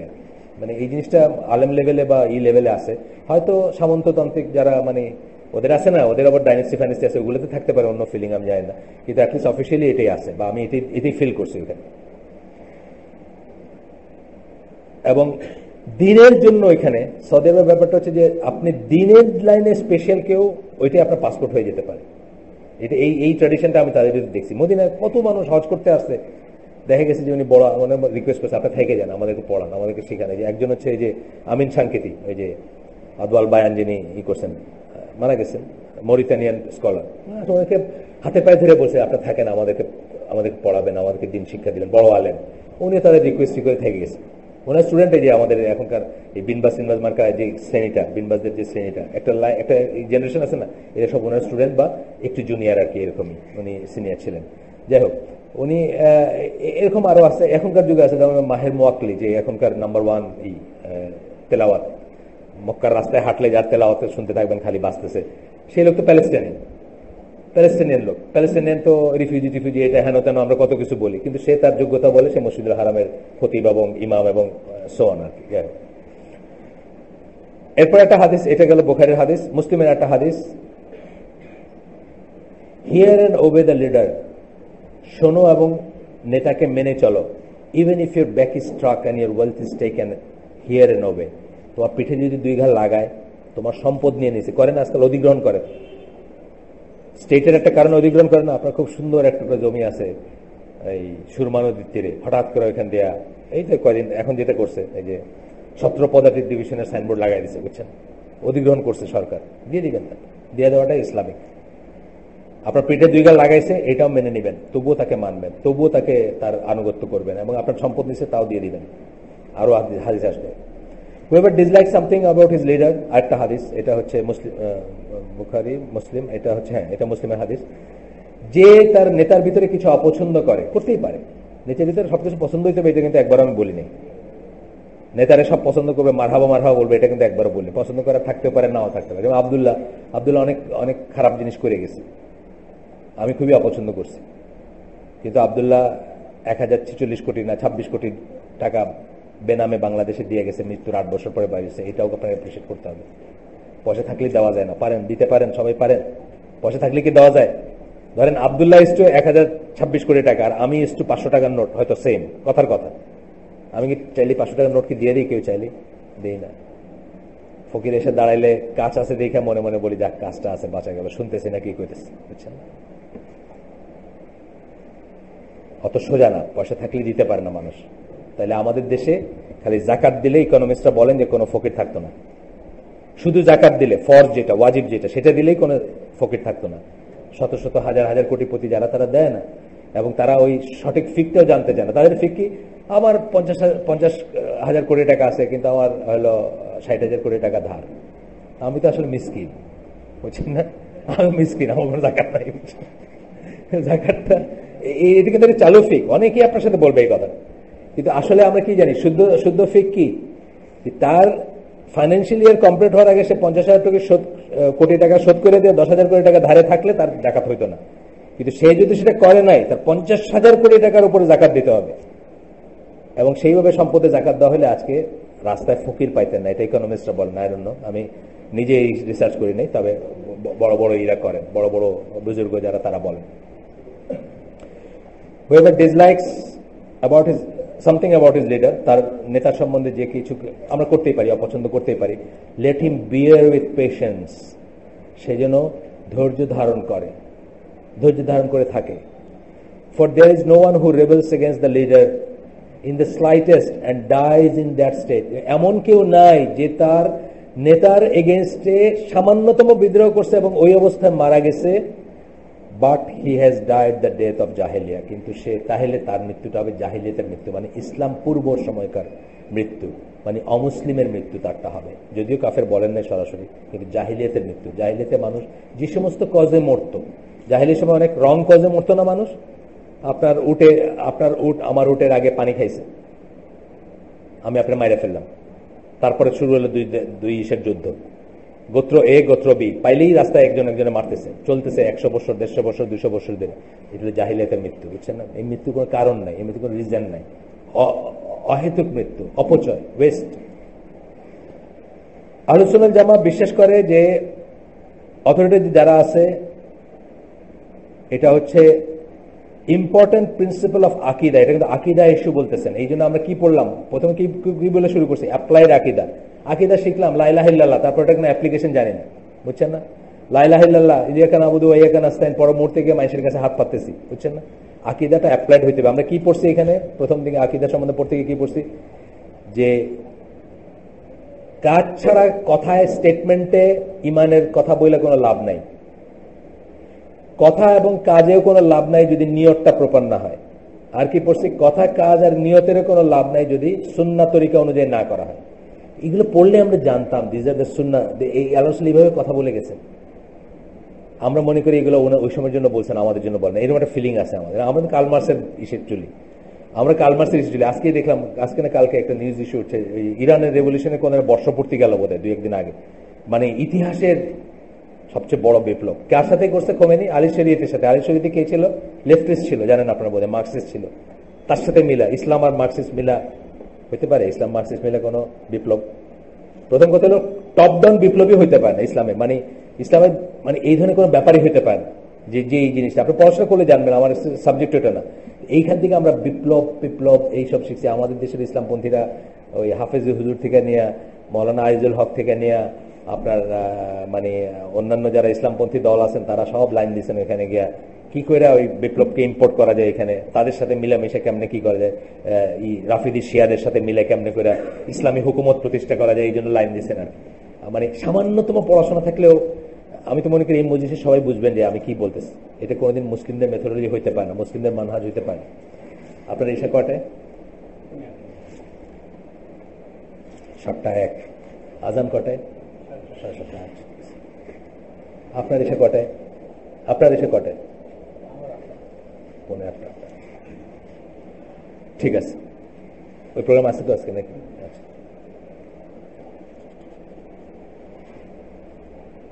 আচ্ছা, এখন গেল কি, এই জন্য ইমাম সালাফরা এবং আমাদের ইমামরা এই জিনিসগুলোকে তাদের ডিসকাশনের ভিতর নিয়ে আসছেন সবসময়, আকীদার ডিসকাশনের ভিতর নিয়ে আসছেন। যদিও আপনার মনে হতে পারে এটা সিয়াসা, এটা তো রাজনীতি, এটা তো রাষ্ট্রনীতি, কে করে দেশ চলবে, কিন্তু এটা আকীদার পয়েন্টে নিয়ে আসছেন। কারণ এই জিনিসগুলো বুঝলে আমাদের সমস্যা হইতো না, আমরা অনেক কিছু থেকে বেঁচে থাকতে পারতাম। আমরা বুঝতাম কেন ইমাম আবু হানিফাকে দোররা মারার পরেও কেন উনি বিদ্রোহ করেন নাই। উনি যদি তখন ডাক দিতেন অনেক লোক দাঁড়াই যেত। কেন আহমদ বিন হাম্বলকে তাইনা হেসরায় নিয়ে যাওয়ার পরে, অন্তরীণ করার পরে, জেল দেওয়ার পরেও কেন বিদ্রোহ করেন নাই। এমনকি যদিও আমি সেটা এখানে উচ্চারণ করতে চাই না, বাট একজন লিখছেন আল-ফিসানি বলেন, একজনের নাম মুজাদ্দিদ আল-ফিসানি, এই নামটা আমি উচ্চারণ করতে চাই না, নামটাতে একটা ভুল আছে, যাই হোক। তো উনিও আপনার আকবরকে ডিপোজ করতে পারতেন, আকবরের রাষ্ট্র ক্ষমতা দখল করতে পারেন, কিন্তু তা কিন্তু করেন নাই। এটা আমাদের মেথোডোলজিতে নাই। কিন্তু আজকে over the period of time আমরা এখান থেকে ভুলে গেছি। আমরা প্রথম কথা হচ্ছে আমরা শাসকের কুর্সি চাই না। আহলে সুন্নাত জামাত আলেমরা বা আমরা জনসাধারণরা তার কুর্সি চাই না, সে কুর্সিতে থাকবে কিন্তু ঠিক হয়ে যাক। আমরা ম্যাক্সিমাম কি চাবো? সে ঠিক হয়ে যাক, ইসলাহ করবো, তুমি ঠিক হয়ে যাও, তুমিই থাকো কিন্তু তুমি ঠিক হয়ে যাও, তুমি এই পদ্ধতি অনুযায়ী চলো। এইটাই করেন সৌদি আলমরা করেন, বা ট্র্যাডিশনালি যত আলেমদের আমরা দেখছি, বড় বড় আলেম, আহমদ বিন হাম্বলের কথা বললাম, ইমাম আবু হানিফার কথা বললাম, বা আরো যাদের কথা, ইমাম যারা এই উম্মার, তারা এইটাই চাইছেন সবসময়, তুমি ঠিক হয়ে যাও। আমার তোমার গদি চাই না, আমি তোমার কিছু কেড়ে নিতে চাই না, আমি তোমার এগেন্সে বিদ্রোহ করতে চাই না, আমি তোমার এগেন্সে বিপ্লব করতে চাই না, বাট তুমি ঠিক হয়ে যাও, ইসলাহ যেটাকে বলে, তুমি সঠিক পথে চলে আসো। আচ্ছা, উই রিয়েলি ফাইন্ড, বলতেছেন যে এই জন্য আমরা এগুলো আকীদার বইতে পাই। আচ্ছা, and we really find a book of Aqidah, আমরা এমন কোন বুক অফ আকীদার বই পাবো না which does not include this belief with comments on its explanation of it, comments on it and explanation of it. আমরা কোন আকীদার বই পাবো না যেখানে এই বিশ্বাস, এই যে শাসকের আনুগত্য করতে হবে, এই বিশ্বাসটা নিয়ে আলোচনা করা হয় না, এমন কোন বই পাবো না, which includes this book also। এবং যত বই দেখবেন আকীদার বই, যে কোনো সালাল ফৌজান বা বাংলাদেশে অনেক বই আছে না, যে কোনো একটা বই নিয়ে দেখেন আপনি, এই প্রসঙ্গটা আসবে। কারণ কি, এইটা দিয়ে সেই সময় থেকে এই সময় পর্যন্ত অগণিত মানুষ মানে বেঘরে প্রাণ দিছে, কোনো মিনিংলেস ভাবে প্রাণ দিছে, মিনিং আসে নাই অথচ প্রাণ দিছে। হ্যাঁ, আমরা আমাদের দিনের জন্য কখনো আমাদের প্রাণ দিব, আমরা দিতে হবে, দেওয়া উচিত, দেওয়ার ডিজায়ার থাকতে হবে, কিন্তু বেঘরে দিব না আমরা, অযথা দিব না, রং কজে দিব না, বুঝছেন না, রাইট কজ। ওইখানে সুইসাইড বোম্বিং নিয়ে আজকের ওইখানে ছিল সুইসাইড বোম্বিং এর কথা, মানে বাই অল টোকেন হাদিস কোরআন দেখলে সুইসাইড বলতে আজকাল যে কি বলে, এটা নাম আছে, কি অপারেশন বলে, হ্যাঁ, এটা বাই অল টোকেন এটা হারাম। আর যে ঘটনাটাকে বলা হয় কাব ইবনে আশরাফকে মারার জন্য রাসূল সাল্লাল্লাহু আলাইহি ওয়াসাল্লাম কাউকে পাঠাইছিলেন এবং তার 50-50 চান্স ছিল উনি মারাও যেতে পারেন, ওইটার সাথে আজকের কোনো তুলনাই হয় না। দুইটা কারণে হয় না, একটা হচ্ছে উনি নবী ছিলেন, 2 নম্বর হচ্ছে উনি রাষ্ট্রপ্রধান ছিলেন, 3 নম্বর হচ্ছে উনি সার্জিক্যাল একটা অপারেশনে পাঠিয়েছিলেন। এখনো যে কোভিড অপারেশনে পাঠায়, এটা কিন্তু একটা মুসলিম শাসক করতেই পারে। সার্জিক্যাল অপারেশন মানে কি পুরা ইহুদি সম্প্রদায় তারা বিগড়ায়া তার এগেন্সে যুদ্ধের সিচুয়েশন নাই না, একটা লোককে সরাই দেয় যে লোকটা ট্রাবল করতেছে, এবং সেটার জন্য উনি স্যাংশন করছেন কি, যে রিস্কটাকে স্যাংশন করছেন। উনি কিন্তু বলেন না তুমি মরে যাবে, সেটা কিন্তু বলেননি, একটা রিস্ক ছিল, কিন্তু উনি মরেন নাই, কিন্তু ওই ওই ওই যাকে পাঠাইছেন উনি কিন্তু সেখানে মৃত্যুবরণ করেননি, রিস্ক ছিল। এইটাকে এখন বলে যে এটা থেকে সুইসাইড বম্বিং জায়েজ হয়ে গেল। আপনাকে অন্যটা বলি যে 4000 কাফের দুর্গ ফল করত, একটা লোকের লাইফের রিস্ক নিল, ওমর রাদিয়াল্লাহু আনহু সেটা স্যাংশন করেননি, একটা লোক। ধারণাটা কি ছিল তখন, একটা জিনিস বলতো ক্যাটাপোল্ট বলতে, যে এরকম করে বাঁশরে বেকায়া, বাঁশের উপরে যদি আপনার একটা ওয়েট দিয়ে মারেন তাহলে অনেক দূরে যাবে। এটা কিন্তু এক ধরনের মিসাইল ছিল, তখনকার দিনের মিসাইল আর কি। যাই হোক, তো একজন বুদ্ধি দিছে যে দুর্গটা তো বন্ধ, দুর্গের ভিতরে দরজা তো খোলা যায়, একজন সাহাবীকে যদি এইভাবে পাঠায় দেওয়া যাইতো ভিতরে, তাহলে আপনার দরজাটা খুলে দিলে বাকি সবাই ঢুকে গেলে দুর্গের পতন হয়ে যেত। 4000 মানুষ ছিল এখানে। ওমর রাদিয়াল্লাহু আনহু জিজ্ঞেস করলেন যে তাকে যদি তীর দিয়ে মারে, মানে তাকে যখন উনি যখন এয়ারে থাকবেন তখন তো তীরন্দাজরা মারতেই পারে। তো তখন আরেক দল বুদ্ধি দিলেন যে চামড়ার ব্ল্যাঙ্কেট দিয়ে তাকে পেঁচায় দিয়ে ফেলে দিবেন ওই পাশে। তখন ওমর রাদিয়াল্লাহু আনহু জিজ্ঞেস করলেন যে এইসব দুর্গগুলা সাধারণত উপরে বড় পাথর রাখা হয় যাতে ওই দুর্গ অ্যাটাক করলে উপর থেকে মারার জন্য, তখনকার দিনের স্ট্র্যাটেজি আর কি। হোয়াট হ্যাপেন্স যদি একটা কেউ পাথর দেয়, তার চামড়ার ওই কাভারিং এর উপরে বড় একটা পাথর মারে, তার চ্যাপ্টা হয়ে যাবে। এইটার উত্তর দিতে পারেন নাই বলে ওমর রাদিয়াল্লাহু আনহু এটাকে স্যাংশন করেননি। একজন সাহাবীর লাইফকে উনি স্যাক্রিফাইস করতে চান নাই, 4000 মানুষেরই ছিল, 4000 মানুষের আপনারই ছিল, কি বলে, হ্যাঁ, সম্ভাবনা ছিল এখানে। একজন সাহাবীর লাইফকে উনি স্যাক্রিফাইস করেননি। সেখানে আমরা আজকে, সে আমিরও না, সে হেড অফ স্টেটও না, সে নবীও না, সে মুজাদ্দেদও না, সে খলিফাও না, কিছুই না, এই 500, 2000, 5000 মানুষের লিডার একজন, সে কইলো যাও এখানে জান দিয়ে দাও, বাস গিয়া এখানে উড়াই দিল সব। আমি আপনাদেরকে বলছি যে ওসামা বিন লাদেনের, আগে বলছি কিনা যায় না, ওসামা বিন লাদেনের নেতৃত্বে আফগান ওয়ারে যা হয়েছে, অনেকটুকু সময় কিন্তু আমি অনেক পড়াশোনা করছি এটার উপর, অনেকটুকু সময় কিন্তু আমি ওনাকে মানে শুদ্ধ ইস্যুর উপর মনে করতাম, টিল দ্য এম্বাসি বম্বিং। ওই যে নাইরোবিতে এম্বাসি বম্বিং হলো না 96 সালে, ওই সময় কি হয়েছে, ইনডিসক্রিমিনেটলি মানুষ মারা গেছে, নিষ্পাপ মানুষ মারা গেছে, মুসলিম মারা গেছে, যার কোনো কারণ নেই, কোনো রিজন নেই, মানে এখানে কোন রকম কোনো ফিকের ধার ধারা হয় না। এরপর থেকে আমি আর কোনোদিন এটা এন্ডোর্স করতে পারিনি, বিকজ এরপরে এন্ডোর্স করা মানে একটা অ্যাক্ট অফ টেররিজম, সোজা কথা। সকল মেজারে আপনি পড়াশোনা করেন, পড়াশোনা করতে থাকেন, সকল মেজারে এটা হচ্ছে অ্যাক্ট অফ টেররিজম। নন কম্বেটেন্ট ছিল এরা, এরকম কম্বেটেন্ট ছিল না, এরা এদের ভিতরে মুসলিম ছিল, এদের পথচারী ছিল, এদের ভিতরে নিরীহ মানুষ ছিল, বুঝছেন না? এগুলো জানার ব্যাপার আছে, বোঝার ব্যাপার আছে। যে আজকে দেখবেন আপনি যে সুইসাইড বম্বিং এর নামে যে বাই অল টোকেন এগুলো না যায়, যে কোনো স্কলারকে জিজ্ঞেস করেন, যিনি পড়াশোনা করেন, যিনি এগুলা জানেন, এগুলো সম্বন্ধে শুনছেন, তাকে জিজ্ঞেস করেন।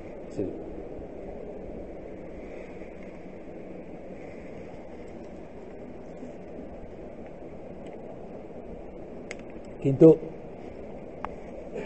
খারেজিদের বলতেছিলাম আমরা 53টা ইসের বোধ হয় 53 সম্ভবত একটা পেপার পড়বো কোনোদিন আমরা, এখানে বড় স্কলারের লেখা। ওইখানে 1 নম্বর পয়েন্ট কি, খারেজি নামটা কোথেকে আসছে, খুরুজ থেকে আসছে। খুরুজ মানে বের হয়ে যাওয়া, আনুগত্য থেকে বাইর হয়ে যাওয়া, সরকারের আনুগত্য বা মুসলিম শাসকের আনুগত্য থেকে বাইর হয়ে যাওয়া। তারপরেই 2-3 আছে তারা বয়সে ইয়াং, বুঝছেন না? ঠিক আছে, তাদের নলেজ থাকবে না, তাদের প্রজ্ঞা থাকবে না, কিন্তু তাদেরকে হার্নেস করার একটা দায়িত্ব কিন্তু আমাদের উপর বর্তায়, অথবা আলেমদের উপর বর্তায়।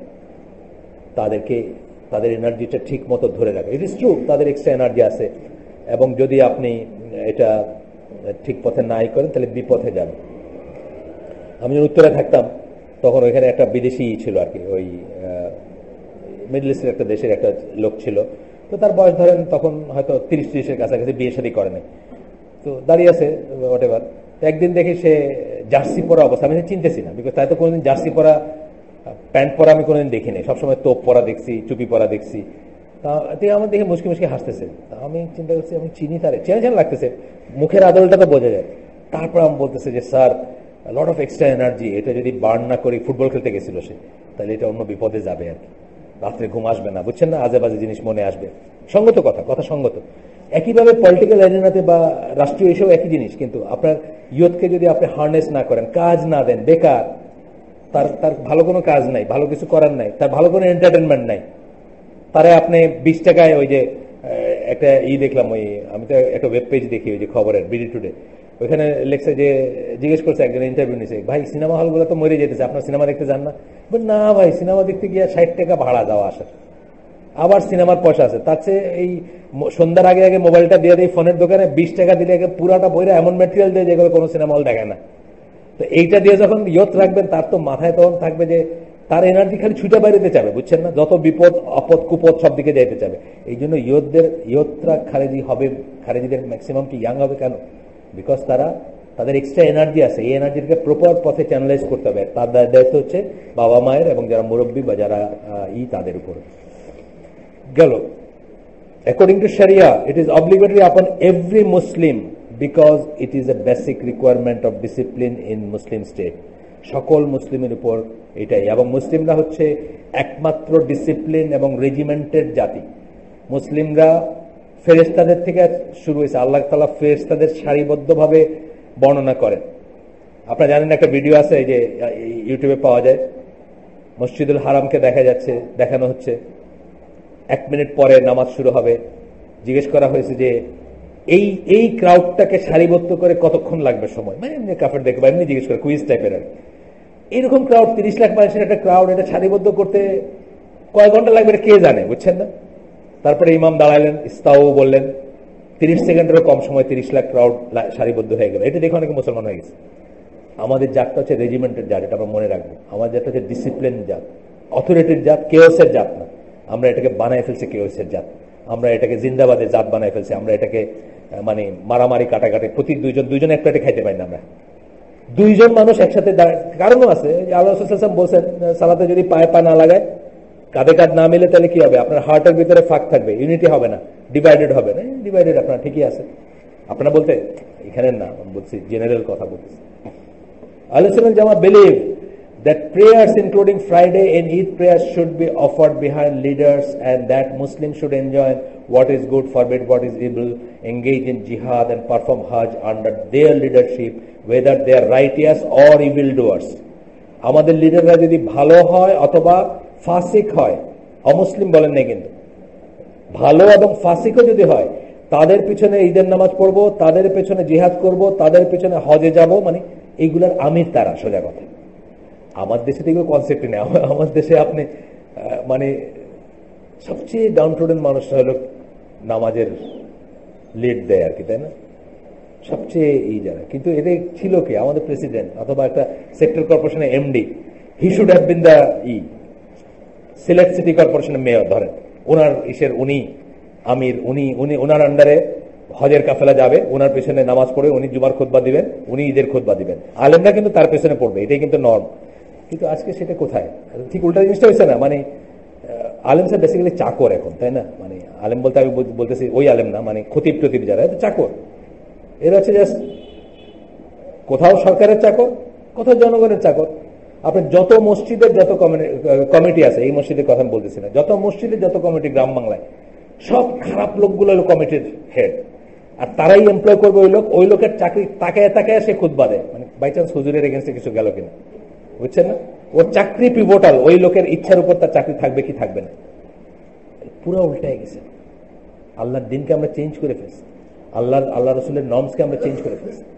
বলতেছেন তারা যদি ইভিল ডুয়ার, তারা খারাপ হোক ভালো হোক, তাদের পিছনে হজ, তাদের লিডারশিপে হজ, তাদের লিডারশিপে আপনার জিহাদ, তাদের লিডারশিপে জুমার সালাত, তাদের লিডারশিপে ঈদের সালাত, বুঝছেন না? সে যেখানে যেতে পারছেন সেখানে সে ডেজিগনেট করবে। সারা দেশের ঈদের সালাত তো আর একজনে পড়াইতে পারবে না, সেন্ট্রাল যেটা সেটা পড়াবে লিডার, বাকিটা বলবে ডেজিগনেট করে দিলাম। তখন কি হবে? ওই অনুযায়ী যে লেভেলে যে লিডার এসে সে নিবে।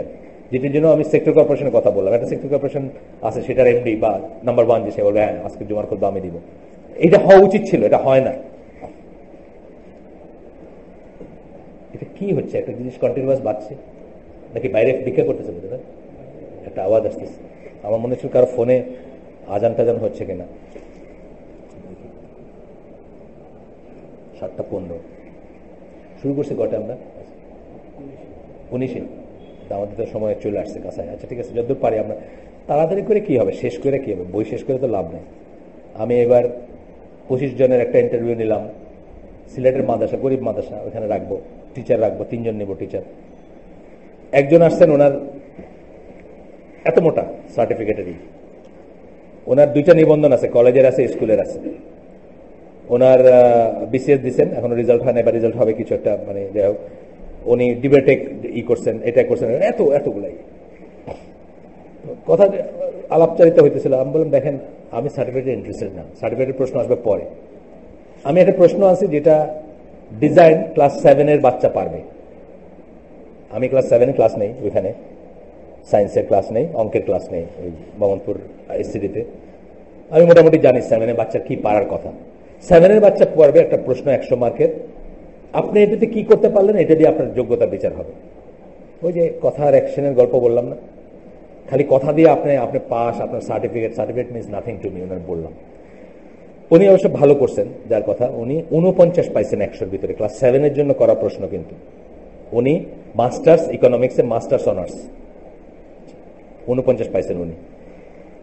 3 পাইছেন, 4 পাইছেন মাস্টার্স অনার্স আছে, 3 এবং 4 পাইছেন আছে। আমার ক্লাস 8-এ নতুন উঠছে ভাতিজা, সিলেটের গ্রামের স্কুলের, সে পাইছে 48। এবং ওই যে 49 যিনি পাইছেন উনি 1 নম্বর হয়েছেন, মানে ফার্স্ট আর কি। উনি 51 পাইছিলেন। তা আমি ভুল করে একটাতে ভুল মার্কিং করছি, আমার ভাতিজার একটা কাটছি যখন, তখন বলছে চাচা আপনি আমারটা কাটলেন, ওনারটা তো কাটেন নেই। কানাডার রাজধানী লিখছে মন্ট্রিল, কানাডার রাজধানী হচ্ছে অ্যাকচুয়ালি অটাওয়া। তো আমি মন্ট্রিল লিখছি, আমারটা কাটে দিলেন, ওনারটা কাটা অবস্থায় নাকি ভুল করছি, তাহলে আর 2 কাটা, ওনারটা 49 হয়েছে।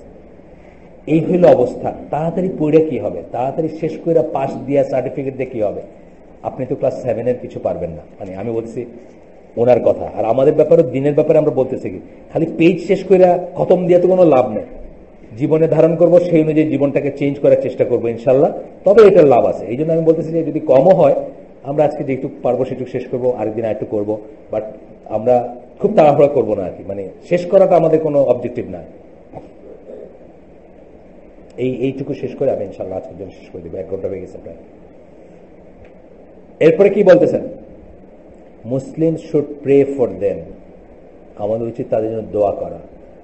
পরে একটা হাদিস আসবে যে যারা ভালো লিডার হয় তারা তাদের প্রজাদের জন্য দোয়া করে, আর প্রজারা তাদের জন্য দোয়া করে।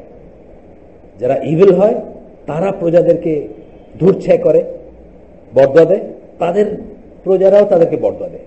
পরে পড়বো আমরা। আচ্ছা, তারপরে বলতেছেন কি যে তাদের জন্য দোয়া করবেন। To be guided and made steadfast, they should be sincere towards them so long as they appear to be good. আচ্ছা, এখানে কতগুলো ফুটনোট আছে, তাদের জন্য দোয়া করবেন, তাদের ভালো চাবেন, তাদের করবেন। ইট ইজ হারাম to rise up arms against them if they do something against শরিয়া and that is less than কুফর। কুফরের চেয়ে, কুফর আকবার এর চেয়ে যদি ছোট কিছু করে সেটা ইভিল, সেটা খারাপ, সেটা ফাসিক, সেটা গুনাহ, সেটা ফিস্ক, সেটা জুলুমও হইতে পারে। কিন্তু লেস দেন কুফর যদি হয়, তাহলে তাদের এগেনস্টের রায়, মানে অস্ত্র ধরা হারাম।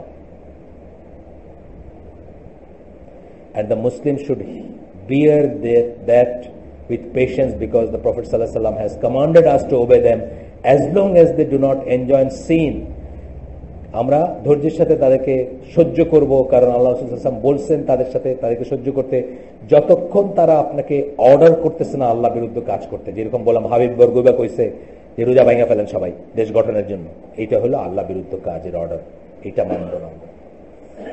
So long as they do not commit acts of blatant kufr, স্পষ্ট কুফরের কাজ যতক্ষণ তারা করতেছে না। মুসলিম should refrain from fighting at times of fitna, মুসলমানরা তাদের সাথে যুদ্ধ করার থেকে দূরে থাকবে, বা তাদের এগেইনস্টে অস্ত্র ধরার থেকে দূরে থাকবে। and they should fight those who want to split the ummah after it has been united, এবং বরং উল্টাটা যারা যারা এইরকম কজ ছাড়া কথায় কথায় বা অন্য কোনো কজের ফিতনাই করতেছে তাদেরকে মুসলমানরা দমন করবে, নট দ্য লিডার। এটা হচ্ছে নর্ম। এখন একটা লিডারকে মুসলিম বলা যায় কিনা সেটা আরেকটা ফিকের ব্যাপার, সেটা আরেকটা বিশাল বিষয় আর কি। কিন্তু জেনারেলি স্পিকিং ধরেন কথা কথা এরশাদ তো খুব অপছন্দের মানুষ বাংলাদেশ, কিন্তু যতদিন সে নামাজ পড়ছে, যদি পড়ে থাকে, তাকে কিন্তু আমাদের মানতে হবে। আপনাদের অনেকের কাছে এটা গ্রহণযোগ্য না আমি জানি, কিন্তু এইটাই আল্লাহর ইচ্ছা, এটাই রসুলের ইচ্ছা, এটাই ইসলাম। আপনার যেটা ভাল লাগে ওইটা ইসলাম না। আপনার ভাল লাগে খারাপ লাগা দিয়ে আপনি মার্কস পড়ে বড় হয়েছেন, আপনি আপনার মাও সেতুং পড়ছেন, আপনি লেনিন পড়ছেন, আপনি কি মনে করলেন এটা ইসলাম না? এইটার নাম হচ্ছে ইসলাম, যেটা রসুল সাল্লাল্লাহু বলছেন, সুবহানাকা আল্লাহুম্মা বিহামদিকা আশহাদু আল্লা ইলাহা ইল্লা আনতা আস্তাগফিরুকা ওয়া আতুবু ইলাইক। এখানে প্রশ্ন দেখতেছি, আমার কাছে প্রশ্ন উত্তরের যোগ্যতা নাই, তারপরে যারা ইসলাম জ্ঞান অর্জনে আগ্রহী তারা প্রথমে কি কি বই পড়তে পারি। আমি আজকে আমাদের ম্যান একাডেমি একটা ছেলে, অনেক জুনিয়র, আমার অনেক জুনিয়র, সে রিসেন্টলি বিয়ে করছে। আজকে আমার সিনসিয়ারলি জিজ্ঞেস করলো যে কিভাবে করবে, এই ধরনের একটা প্রশ্ন। প্রায়োরিটি যদি বলেন, 1 নম্বর প্রায়োরিটি বলবো আরবি ভাষা শিখেন। আপনার জন্য একটা দুনিয়া খুলে যাবে, যে দুনিয়াটা আপনার জন্য বন্ধ এখন, আপনি এটা হারাম আপনার জন্য, মানে ওই সেন্সে হারাম না, মানে আপনার জন্য বন্ধ, এটা আপনার এক্সেস নাই এটাতে। আপনি এটা খোলার জন্য, এই যে তাহের মিসবা বলে একজন ভদ্রলোক আছেন কামরাঙ্গীরচরের মাদাসারি, হ্যাঁ, উনি একটা বই লিখছেন আরবি ল্যাঙ্গুয়েজের। ওই বইটার উপর একটা ছবি আছে, এই জাস্ট 1 পৃষ্ঠা 2 পৃষ্ঠার ভিতরের দিকে ছবি, যে নলেজের একটা দরজা, সেই দরজা একটা তালা আছে, আর চাবিটার উপরে লিখছেন লুগাতুল আরাবিয়া, মানে আরবির ল্যাঙ্গুয়েজ। যার বয়স আছে, যার ইচ্ছা আছে, যার সময় আছে, 1 নম্বরই হচ্ছে সমস্ত সময় দিয়ে আপনি আরবিটা শিখেন, এক্সেপ্ট যেগুলো আপনার উপর ফরজ, অর্থাৎ 3টি মৌলিক জ্ঞান বলি না আমরা, কবরে যে 3টা প্রশ্ন, এটার মিনিমাম উত্তর দিতে যেটুকু লাগে, এটা ফরজ আপনার উপর। আর কি, সালাতে যে ইগুলা পড়েন, সূরা ফাতিহা অন্তত পক্ষে শুদ্ধ করে রিসাইট করা, এইগুলোর পরেই আপনি চেষ্টা করবেন ইনশাআল্লাহ আরবি ভাষাটা শিখতে। আচ্ছা, যার সেটার স্কোপ নাই, তার ব্যাপারে কি শুরু করবেন? আকীদা দিয়ে শুরু করবেন। আকীদা কামস ফার্স্ট। আমরা অনেক সময় বলে থাকি বইগুলা কি হবে, যেমন ডক্টর আব্দুল্লাহ জাহাঙ্গীর একটা বই আছে ইসলামী আকীদা, বড় মোটা বই। যদি মনে করেন এটা খুব বড়, তাহলে ছোট আছে, জামিল জাইনের বই আছে। জামিল জাইন একজন আরব স্কলার, মারা গেছেন, ওনার বই আছে যেটা বাংলাদেশে ট্রান্সলেট করা হয়েছে, আকীদা আরকানুল ইসলাম, এটা পড়তে পারেন। আকীদার বই পড়বেন, আকীদা কামস ফার্স্ট। মানুষ জাহান্নামী হবে বিশ্বাসের জন্য মেইনলি, কাজের জন্য, আমলের জন্য আমরা আশা করতে পারি আল্লাহ আমাদের ছোটখাটো ত্রুটি মাফ করে দিবেন, কিন্তু আকীদার ত্রুটি ক্ষমার যোগ্য না। কারণ আল্লাহ বলছেন যে শিরকের পর মারা যাবে, তওবা না করে যদি মারা যায়, আল্লাহর কথা অনুযায়ী তার জন্য 2টা আয়াতে আসছে, মানে যে কথাটা সামারি হচ্ছে যে জান্নাত হারাম এবং জাহান্নাম ওয়াজিব হয়ে যাবে তার জন্য। আচ্ছা, আনোয়ার আলীকে কতটুকু শুদ্ধ, কতটুকু ভুল? আনোয়ার আলীকে জীবনে অনেক চেঞ্জ আসছে। আনোয়ার আলীকে অনেক ইসের ভিতর দেখেছেন। একটা সময় উনি অত্যন্ত কাছে ছিলেন মেইনস্ট্রিম ইসলামের। তারপরে তাকে যখন ইসে অন্তরীণ করা হয়, আপনার একটা সেলের ভিতরে রাখা হয়েছে, এবং আনোয়ার আলীকে সৈয়দ কুতুব সহ বহু মুসলিমদের রেডিকালাইজেশন হয়েছে জেলের প্রকোষ্ঠে, এবং হওয়ার ভ্যালিড রিজন ছিল, কারণ ছিল, কিন্তু কারণ থাকলেই ওটা আমরা ফলো করতে পারি না। তার মনে কি লাগছিল এটা ঠিক আছে, আমি বললাম যে তার মনে খুব কষ্ট লাগছে, তার খুব দুঃখ লাগছে, তার খুব রাগ হয়েছে, সব ঠিক আছে, কিন্তু সেটার বশবর্তী হয়ে উনি আমাকে যা বললেন তারপরে এটা আমাকে ফলো করতে হবে এমন কোনো কথা নাই। একটা সময় পর্যন্ত উনি মেইন স্ট্রিমের মতোই ছিলেন, তারপরে ওনার রেডিকালাইজেশন হয়েছে, উনি অনেক আজে বাজে কথা বলছেন। যেমন আমরা যেসব স্কলারদেরকে কাছ থেকে ফিক নেই, দিন শিখি, তাদেরকে উনি গ্রিন জোন স্কলার বলে ঠাসি ঠাট্টা উপহাস করছেন, যাদের মানে 1 মাইক্রন বা একটা চুলের সমান যোগ্যতা ছিল না আর কি, পড়াশোনার দিক দিয়ে বা আদারওয়াইজ অন্য ইসে আর কি। সৎ কাজে আদেশ প্রদান, এই কাজটি করার জন্য হকপন্থী আলেমদের কি আরেকটু স্ট্রিক্ট হওয়া উচিত নয় কি? হ্যাঁ, মন্দ কাজে নিষেধও করতে হবে। আপনি তো একটা লেখছেন, আমি তো মনে করি মন্দ কাজে নিষেধও করতে হবে। এই খালি সৎ কাজে আদেশ বলেই শেষ হয়ে গেছি আমরা। মন্দ কাজে কোনো নিষেধ নাই, বুঝছেন না? মন্দ কাজে নিষেধ নাই মানে কি, এভরিথিং গোজ অন, সবকিছু চলতেছে। আমি আপনাদের এখানে ওই যে বিয়ার একটা ঘটনা বলছি না, 2টা বিয়ার ঘটনা বলছি না বাংলাদেশে, বলছি নাকি ঘটনা? আচ্ছা, পরে একদিন বলবো, আজকে সময় নাই, মনে করাই দিন নেক্সট দিন। আমাদের এলাকার আজানের পর কিছু মুসলিম ভাই কি কবর নামাজ বলে হাঁটতে হাঁটতে জোরে জোরে ডাকেন। এটা কোন ফিরকার? আমি চিনি না ভাই, আমি এখানে দলিল জানি না, আমি এটা চিনি না, এই ফিরকা আমি শুনি নাই। ঘুম ভাঙানোর জন্য অনেকে চেষ্টা করেন, দ্যাট ইজ সামথিং এলস। মানে আপনার ছেলের ঘুম ভাঙাবেন, আপনি আপনার মেয়ের ঘুম ভাঙাবেন, আপনার ওয়াইফের ঘুম ভাঙাবেন, পসিবলি আপনার নেইবারেরও ঘুম ভাঙাতে পারেন আপনি, যদি উনি বলেন ভাই আমার কিন্তু ডাক দিন, হ্যাঁ আপনি করতে পারেন। কিন্তু এটা আমার জানা নাই, এটা সম্বন্ধে আমার জ্ঞান নেই, আমি এটার উত্তর দিলাম না। আসসালামু আলাইকুম রহমতুল্লাহ বারাকাতুহু। কোন ফিরকা আমি দেখবো, চেষ্টা করবো জানতে।